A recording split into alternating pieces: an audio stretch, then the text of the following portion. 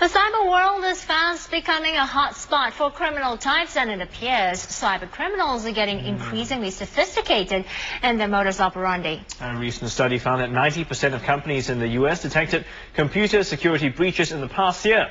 And as individuals, we are also not spared from all kinds of threats ranging from viruses to scams and identity theft. So what are the cybercrime trends out there, and how do we protect ourselves from falling victim? To help us with those answers is Judhi, who deals in providing multi-threat security systems. Very good morning to you. Good morning to you. Judhi, let's start with the type of cybercrimes that are most prevalent these days. What are they?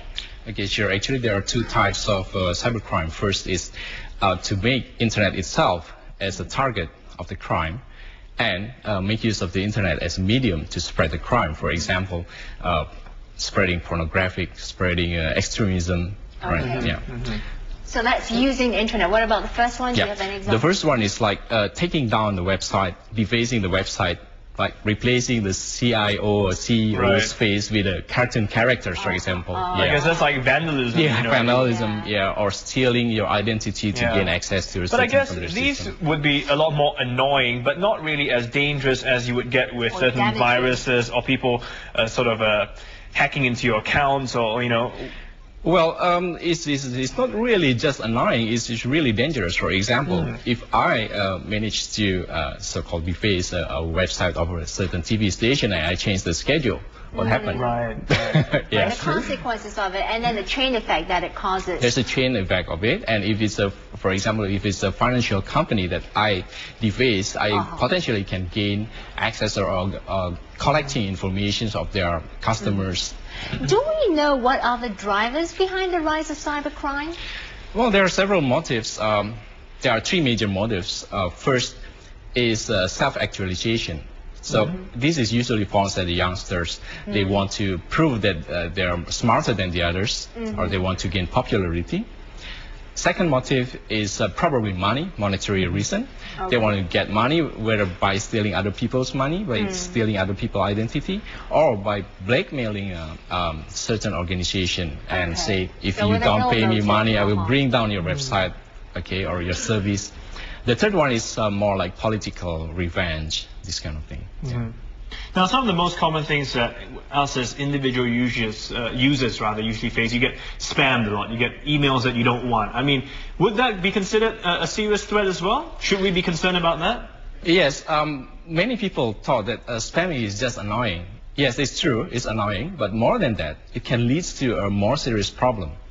For example, if the spam content, there is a website, there's a link for you to click, or if there is any embedded attachment that you can open, and potentially it has a malicious code inside which will infect your computer, that becomes a more serious problem. Your computer may not, maybe become inaccessible, or you may visit a website that you're not supposed to visit.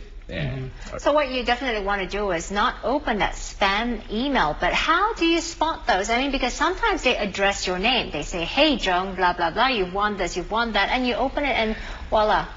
You get a very good point, because nowadays all those spammers have a very smart program where actually they can send email to you as if it's from your friend or your family, right? So the common sense, because what the attackers attacking is the human vulnerability rather than system. So we have to be aware. For example, if you receive one email, Susan received one email from Stephen that this is my holiday pictures, and you know that Stephen was not going for holiday, right? So don't open it. Instead, just call and, hey, do you really send me this? It's like a hit and miss thing, sort of. Is there anything that we can do to help ourselves, whether it's on an individual level or national level? I think there's a limit to how much law enforcement can help in this sense. Well, law is a law to minimize people from doing that, because there are three things that have to be met to be able to make a crime or cybercrime. The first one is the motive we have discussed before. Second one is opportunity. They have the computer, they have the tools, they have the connectivity to the internet. Third is the vulnerabilities. So what we can do is to minimize the vulnerability. The most vulnerable part of the system is human, is us. So we have to be aware of this. Of course, we have tools to prevent that. We have a multi-layer security system. We have software. We have hardware to prevent that. Yeah. Now, I mean, just from a layman's point of view, can you tell me how hard is it actually to hack into someone else's system of a company that deals with software, or I mean, that has certain securities in place? Is it very difficult? Well, again, the weakest link is human. So the easiest way to hack is to attack the human, not to attack physically. But for example, if I want to hack into your account, probably I will try your password. The first thing that I will try is your birthday, or your IC number, or your vehicle license plate number. So if you or anybody at home use that as your password, please, for God's sake, change that right now. Use that. Yeah. And then secondly, they will try to scan for the vulnerabilities of your system. So do a periodic scan to your system, to your own system, to see.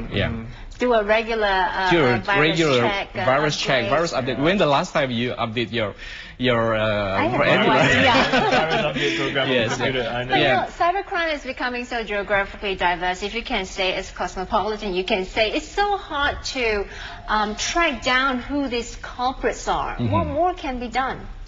Well, part of awareness, we also need to do it at the national level. For example, maybe international, perhaps. Or probably international. That's right. You can have perfect law in one country, but if the hackers are in another country, I mean, how do you? That's right.